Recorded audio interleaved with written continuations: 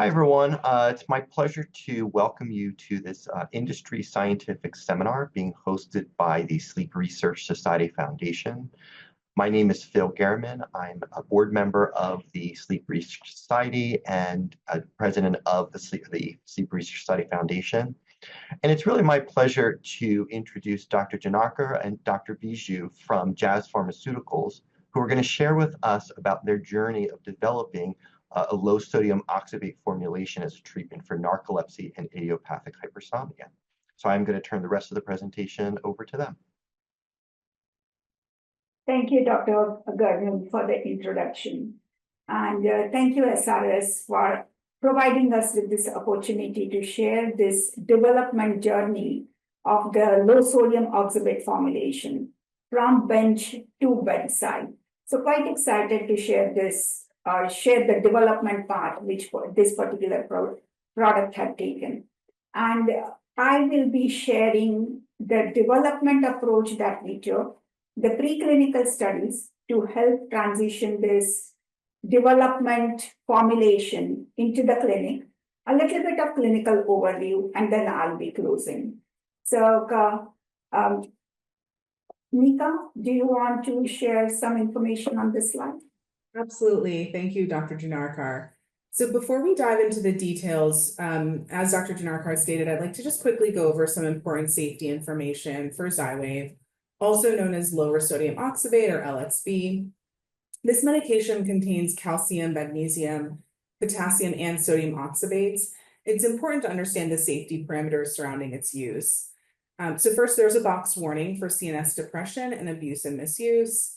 LSB is a central nervous system depressant, which means that it can lead to respiratory depression at the recommended doses. Abuse and misuse is also an important consideration as LSB is derived from gamma hydroxybutyrate or GHB. Misuse, especially when combined with other CNS depressants, could result in serious consequences such as seizures, respiratory depression. To manage these risks, LSB is only available through a REMS program, which helps ensure safe and controlled distribution. And moving on to the contraindications, LSB should not be used in combination with sedative hypnotics or alcohol, and it's also contraindicated for patients with a specific enzyme deficiency, succinic semialdehyde dehydrogenase. I'll now pass it back to Dr. Janarkar for your regularly scheduled programming. Thank you. So again, I'm Gunjan Janarkar, and I'm a full-time employee of Jazz Pharmaceuticals. So to start with, let me share some of the rationale behind why we thought of developing this low sodium oxybate formulation. So as we all know, both the oxybate formulations and the current oxybate formulations, they are used for treatment of narcolepsy. The SXB liquid formulation twice nightly is also approved for treatment of idiopathic hypersomnia. So now here, what narcolepsy as well as idiopathic hypersomnia, these are lifelong disorders. And what that means is patients are going to take medications for these disorders for a prolonged period of time. And the reason that they are taking these medications to treat their disorders is because some of the symptoms for both narcolepsy as well as IH, those are quite debilitating. Excessive daytime sleepiness, cataplexy, which is associated with type 1 narcolepsy, disturbed nighttime sleep, and so on.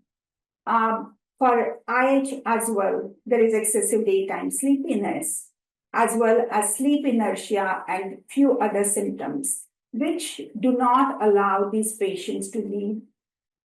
The quality of life for these patients suffers because of that. And hence, there are treatments which are approved for treatment of narcolepsy, like sodium oxybate or pitolisant. And there are other stimulants which are also used for narcolepsy and other wake-promoting agents as well. For cataplexy, sometimes antidepressants are used. For IH, some of the treatments which are available for narcolepsy, those are also used for IH. And there is only one available FDA-approved treatment for IH, which is the low sodium oxybate formulation. Now, let us look at some of the cardiovascular challenges which the narcolepsy as well as idiopathic hypersomnia patients they face. Generally, what has been observed is there is a higher prevalence of cardiovascular disorders when a patient has narcolepsy or IH disorder. Some of the common comorbidities which we see with narcolepsy, like obesity, or diabetes, or sleep apnea, or depression, they are associated with negative cardiovascular outcomes. And also, what we have seen, there is similar scientific evidence for IH as well. So what we have seen is there are higher odds of cardiovascular risks for patients who are suffering from narcolepsy or IH. Now, let's look at when I spoke about sodium oxybate being used to treat narcolepsy. Sodium oxybate, as the name indicates, contains a lot of sodium. But before we go to the sodium content of sodium oxybate formulation, let us look at the sodium levels and their correlation with cardiovascular risk. We do have strong scientific evidence which shows that sodium is directly linked to cardiovascular risks. The risk factors increase as the sodium daily intake increases. American Heart Association recommends daily sodium intake of, the threshold is about 1500 milligrams. IOM recommends a threshold of 2300 milligrams. On average, in US, individual takes in about 3400 milligrams of sodium, and the number is much higher globally.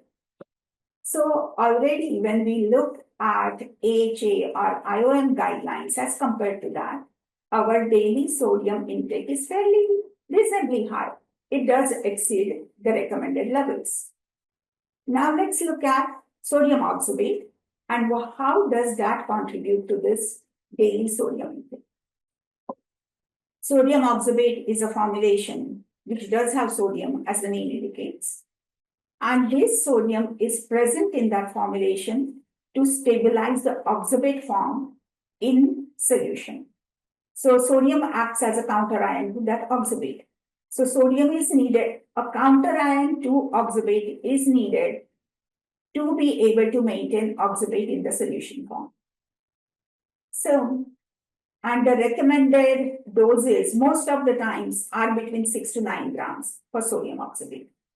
When we think of the highest recommended dose, that 9-gram dose of sodium oxybate comes with about 1600 milligrams of sodium. We already saw that the daily sodium intake in US population exceeds the recommended values by Institute of Medicine or American Heart Association. Now, we are now adding the sodium to this daily intake, sodium from sodium oxybate formulation to this daily intake. So this is something that we thought about. This was probably 10, 12 years ago when we were thinking of how can we make a formulation of oxybate which helps the patient with their disorder, but at the same time reduces the sodium, reduces the contribution to the daily sodium intake. So that was the primary rationale for thinking about how can we go about developing a low sodium formulation. So this is what I spoke about, that the rationale for developing the low sodium formulation was primarily to provide advancement in therapy for these patients so that the sodium intake can be lowered. And that way, the cardiovascular risk also potentially could be lowered. Now, when we started thinking of developing a formulation and designing the formulation, there were a number of different considerations that we needed to think through. And we started thinking about those different considerations sometime in 2010, 11, 12 timeframe. And we had some information and some data which was generated based on which we filed a patent in 2012. And this particular timeline shows us from 2012 up to the FDA approval, what are the different activities which were undertaken to take this formulation from bench to bedside. I spoke about the formulation considerations, and I also spoke about oxybate needs a counter ion for it to be maintained in oxybate form in solution formulation. So what that means is a counter ion is required alongside oxybate to develop a low sodium oxybate formulation. Some of the key considerations were what could be these counter ions. The counter ions could have been organic in nature or could be inorganic in nature. And if the counter ion is inorganic in nature, or even for that matter organic, it needed to be well within the dietary reference guidelines. Also, these presence of counter ions needed to be at such levels that we should be able to reduce the sodium content across all the range of doses. Another important consideration when developing the formulation composition was we wanted to maintain the content of oxybate in the solution to be the same as SXV. So 0.413 grams per ml, that is what is the content of oxybate in sodium oxybate solution. And another piece was we also wanted to maintain the total concentration of oxybate plus counter ions to be 0.5 grams per ml, which is similar to SXV. And the rationale behind this was we wanted to simplify dosing and transitioning, if at all, a patient chose to transition from SXV to the low sodium formulation. So this would allow one is to gram transition if the concentrations were the same. And any additional calculations will not be needed. That was the rationale behind it. So now we explored different cations, different counter ions. And what we decided is based on chemical stability as well as physical stability, we want to pursue calcium, magnesium, potassium, and sodium combination of counter ions. We did think about single salt, or by salt, I mean counter ion. Salt is not the sodium salt. Here, when I talk about salt, I talk in terms of chemistry, where calcium salt or magnesium salt or potassium salt. So we did think about a single cation formulation, but what that would have done is by using the single cation, we might have exceeded the acceptable daily intake of that specific cation. So we needed to use appropriate combination of the 4 cations. Now, as I said earlier, if we look at this particular pictorial in the right bottom corner, oxybate is made from gamma-butyrolactone in presence of hydroxides. So this gamma-butyrolactone, the ring that cleaves to form oxybate. And this is an anionic form, so single anion, and then it is connected to, when it is sodium, a monovalent cation. So that's how oxybate drug substance is formed. So what we did is we replaced this sodium hydroxide from here with either calcium, potassium, or magnesium hydroxides, or in specific stoichiometric ratios to provide us with oxybate. And this is how we changed the level of sodium in different formulations by changing the ratios of these 4 cations. Now, when we were exploring different cation mixtures, there were a range of sodium, a range of potassium, calcium, or magnesium which was tried. The total always had to add up to total of 100% for these cations. The range for sodium went from 92% reduction up to 50% reduction in sodium. The 92% reduction in sodium, what that translated to from if you remember, it was 1640 milligrams of sodium for 9 gram dose. So when we have 92% reduction in sodium, we are reducing by about 1500 milligrams for a 9 gram dose. So 9 gram dose now contributes to only 131 milligrams of sodium. If we go with 50% reduced sodium, then it contributes to about 820 milligrams of sodium. So both these formulations were promising, 50% reduction as well as 92% reduction. 50% reduction formulation was found to be bioequivalent in phase 1 study. 92%, but what we chose to do is we chose to go with the 92% reduced formulation because we knew that we wanted to bring the best alternative which was available to us, to our patients.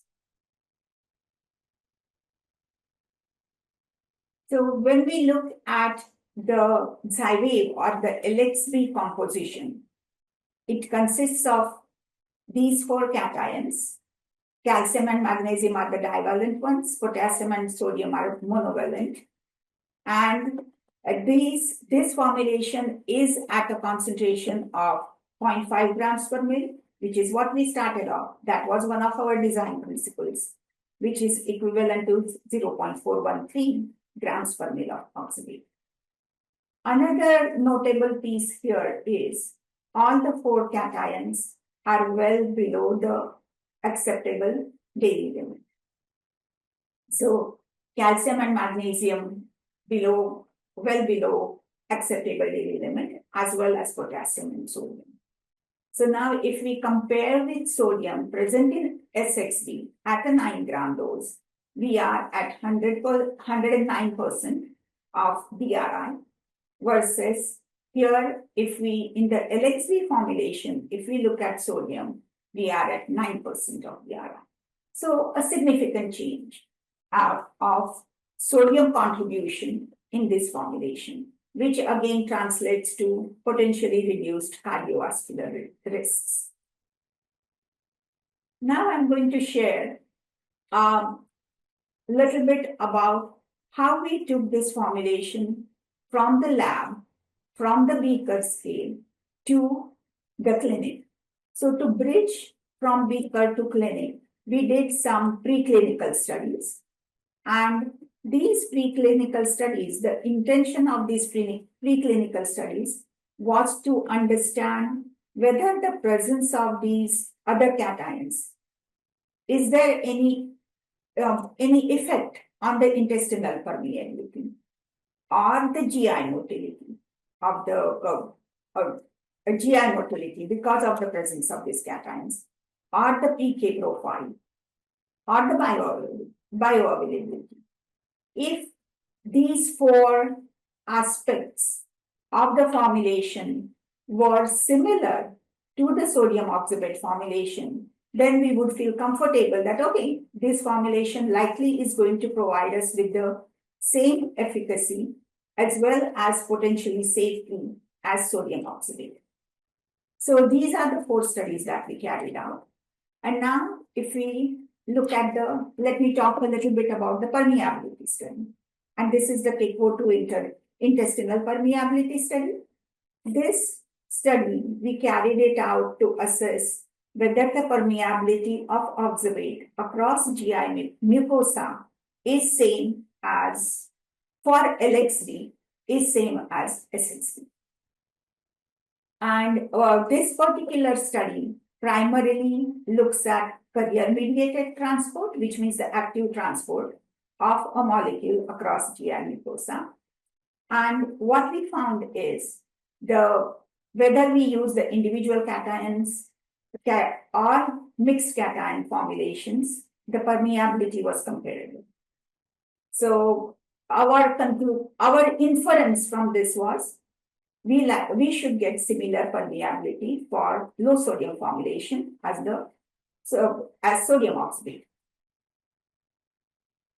Another aspect that we wanted to look at was the GI motility study. And the intention of this study was to see whether there is any impact on GI motility because of the presence of other cations, which is calcium, potassium, as well as magnesium. And the reason motility was important is because this decides motility impacts the residence time of a molecule in GI tract. So if we change the motility and if the residence time in the GI tract changes, then we might see some changes in the total exposure or the total amount absorbed. And what we found is for all these oxybate treatments that we tried, single cation formulation or multi-cation formulation, we found that the motility, it was comparable.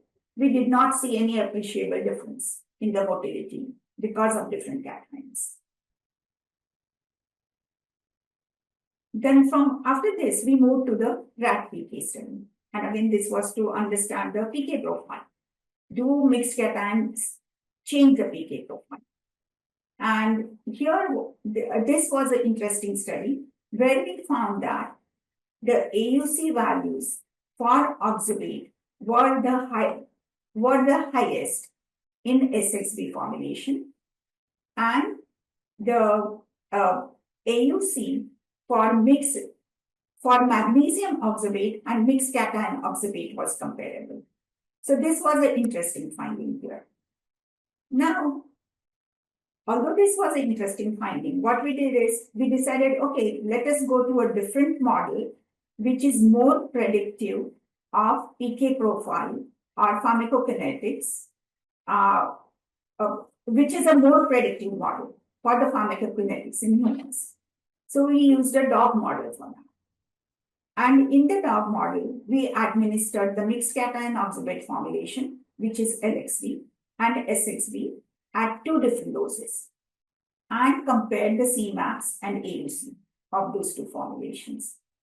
What we found here is Cmax was comparable at both the doses, and statistically these were equivalent, and similarly the AUC was comparable for both the doses. So we found that the 2 formulations, SXB and LXB, were bioequivalent, and this, even though this was a dog model, we had used FDA criteria for bioequivalence to assess bioequivalence, and we found that the 2 formulations are bioequivalent. So overall, if we look at all these 4 studies collectively, what we found is the mixed cation oxybate formulations were generally similar to SXB. So based on this now, we moved into clinical studies. So let me share a little bit about the clinical development of this low sodium oxybate formulation. So earlier I said that, okay, the bench studies were being carried out around 2012. Then the PK or the preclinical studies were carried out. And now here is where in 2014, we went into the first bioequivalence study. And there were 2 bioequivalence studies which were carried out. The first bioequivalence study was with the low sodium oxybate formulation comparing that with Xyrem, so which is SXV. What this study did was we compared the PK, the bioequivalence parameters as per FDA criteria, and the food effect of LXV with SXV. And this study was carried out in healthy volunteers.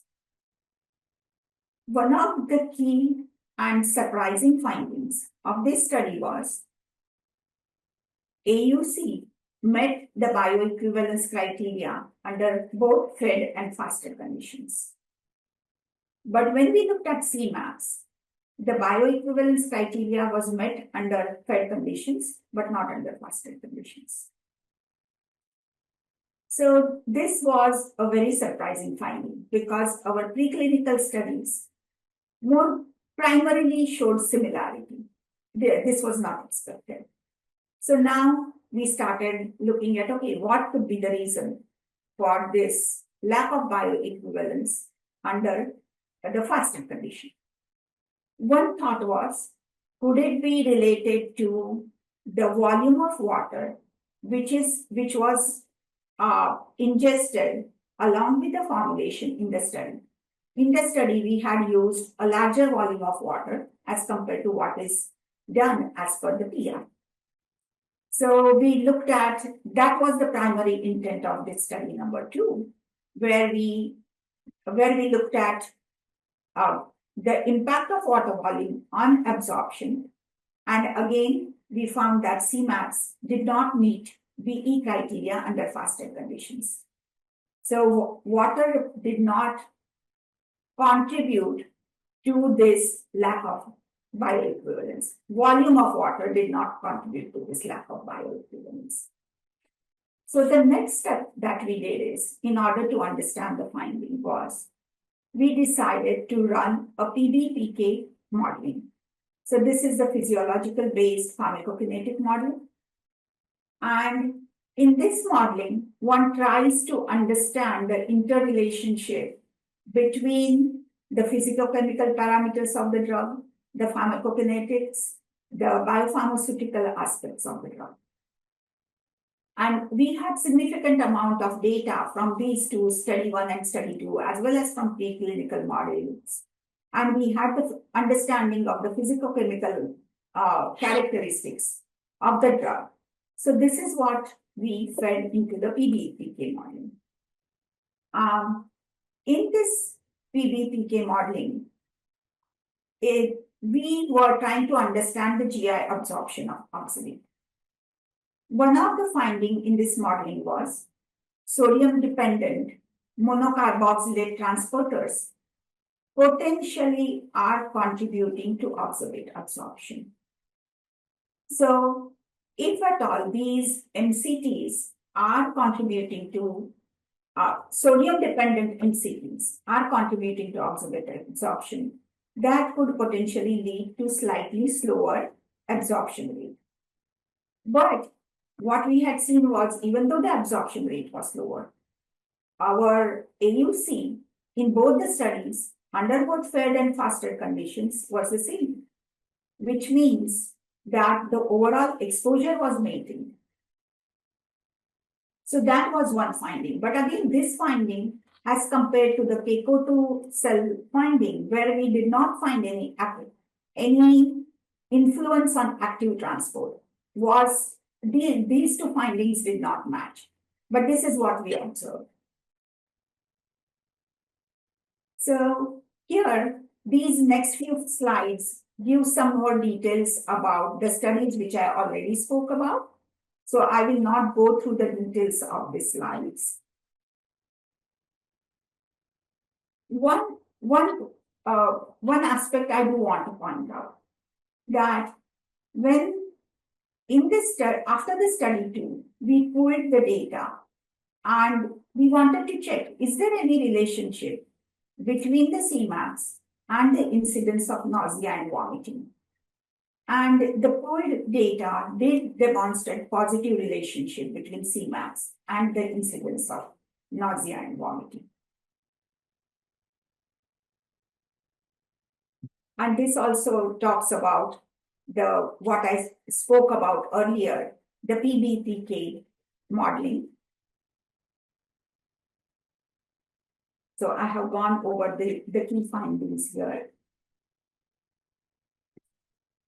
Now let me come to palatability.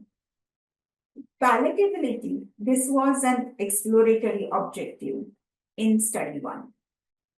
And we wanted to compare palatability of sodium oxybate formulation with mixed cation formulation. And this was, the participants were asked to rate the taste of the formulation. And is it unpleasant or pleasant or gradation in between? What we found is both the participants rated LXB as well as SXB as mildly unpleasant. And when we saw that the participants are rating them as unpleasant, we thought maybe we should add a flavor to the formulation so that the formulation is less tastes. It should taste really good, but at least not unpleasant. And so we considered adding a flavor to the formulation. This is the LXB formulation. But what Dr. Beju spoke about earlier, misuse and abuse of oxybate and GHB. So we took that into consideration. We wanted to develop a formulation which is palatable, but at the same time, it should not be pleasant tasting. So, and this is, if it is pleasant tasting, it could potentially lead to misuse or abuse just because of the taste of the formulation. So that is why we considered adding a flavor. We did do some experiments internally with flavor, but it was a conscious decision to not add flavor to the formulation.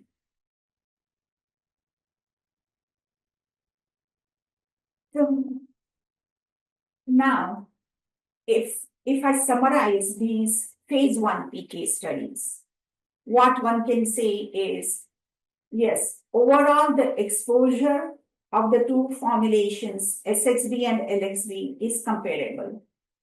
But the Cmax was not comparable under fasted conditions. So those were the observations from the phase 1 studies.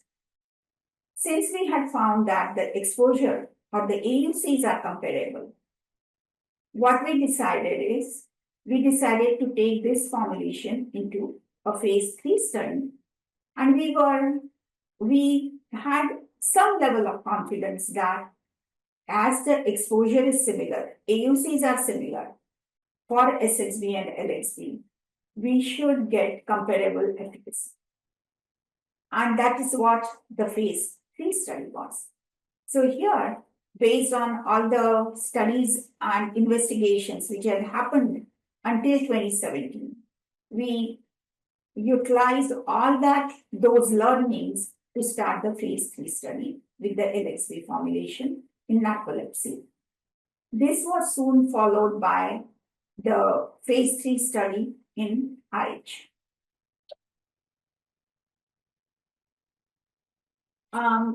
Both these studies were double-blind. They were placebo-controlled and randomized withdrawal trials. So for the narcolepsy, it was in adults with narcolepsy with cataplexy. In idiopathic hypersomnia, this was in adults with IH. And in the narcolepsy study, we evaluated the efficacy for cataplexy as well as EDS. In the IH study, we evaluated, there were primary and secondary endpoints, which included EHSS, IHSS, and PGIC. So in both the studies, patients who were taking sodium oxybate at the study entry were switched gram to gram to LXB, and then titrated, then were dosed at this level for minimum of 2 weeks, and then titrated if needed over a period of 8 weeks. And this gram to gram dose switch was possible because the formulation was developed to have the same concentration of oxybate and the same total content of oxybate plus cations. That is why the gram-to-gram switch was doable. So again, that initial design consideration helped over here. So these two studies, what they showed was, both the studies showed efficacy, which is comparable to sodium oxybate, and tolerability, which was comparable to sodium oxybate.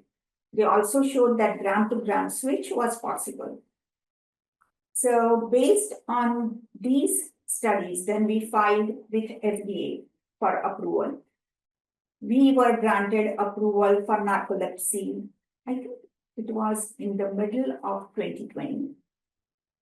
And we were granted approval for IH in 2021.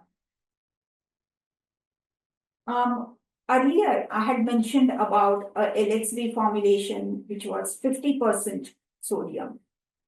We could have applied for approval for that, and based on bioequivalence data, but we wanted to bring the lower sodium formulation to market, and that's why we chose to go with the phase 3 study with the 92% reduction in sodium.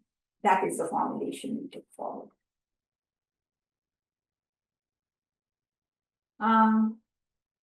So after approval, the LXV or Xywav formulation, this was launched in November 2020. And following that, in 2021, Xywav was approved for IH, and it was made available to patients for IH. And Dr. Beju spoke about this earlier, misuse and abuse. And because of two reasons. One is CNS depression, abuse, and potential misuse and abuse. LXV is available only through a restricted program, which is called REMS. And this is called Xywav and Xyrem REMS. So it is distributed only through this program. One more piece about this low sodium formulation is FDA granted us clinical superiority for the Xywav or the low sodium oxybate, 92% sodium reduction formulation, because what FDA said is this formulation, the LXV formulation, it greatly reduces the chronic sodium burden as compared to SXB. And what FDA said is this difference in the sodium content of the two products, this will be clinically meaningful, and it can reduce cardiovascular risks or comorbidities in substantial proportion of patients. And this being a long-term use, this particular product being a long-term use, this was significant acknowledgement by FDA about the low sodium nature of this formulation.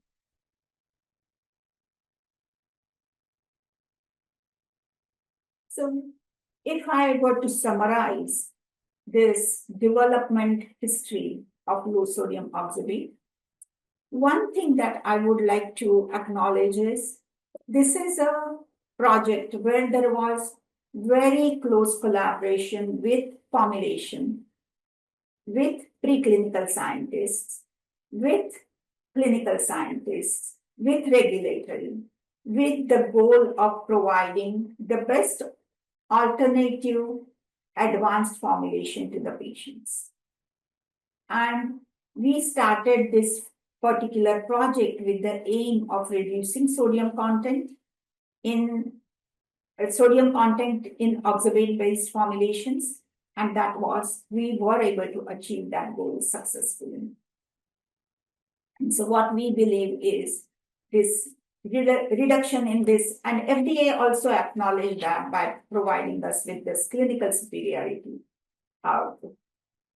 And the cations that we chose, and we intentionally chose those cations, and the ratios which were chosen they are within the daily intake levels. And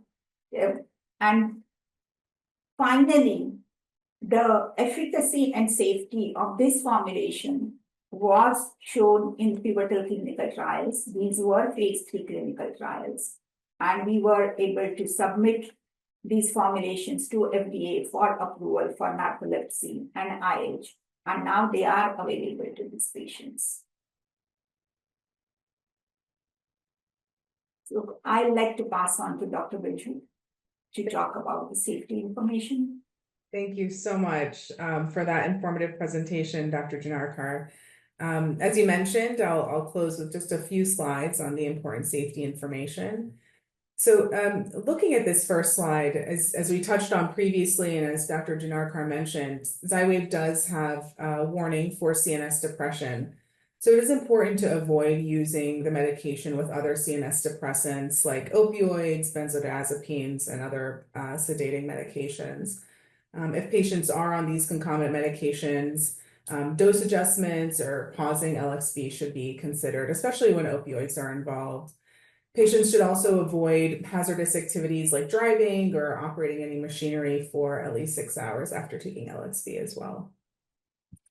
So as we move to the next slide, we'll touch on the warning and precaution for abuse and misuse, as Dr. Janarkar already mentioned. So LXB is a Schedule III controlled substance with its active ingredient oxybate classified as Schedule 1. Abuse of illicit GHB is associated with CNS adverse reactions, especially when combined with other CNS depressants. And so to mitigate these risks, as was discussed previously, LXB is only available through the REMS program, which includes several requirements. Prescribers and dispensing pharmacies must be specially certified, and only patients who are enrolled in the program can receive the medication. More details on the REMS program are available on the program website that you see on the slide or the phone number that's listed there as well. So moving to the next slide, you can see that Xywav also carries a warning for respiratory depression and sleep disordered breathing, as the medication can impair respiratory drive, especially in patients with existing respiratory issues. Patients with conditions like sleep apnea should be closely monitored due to the increased risk for apnea and low oxygen levels.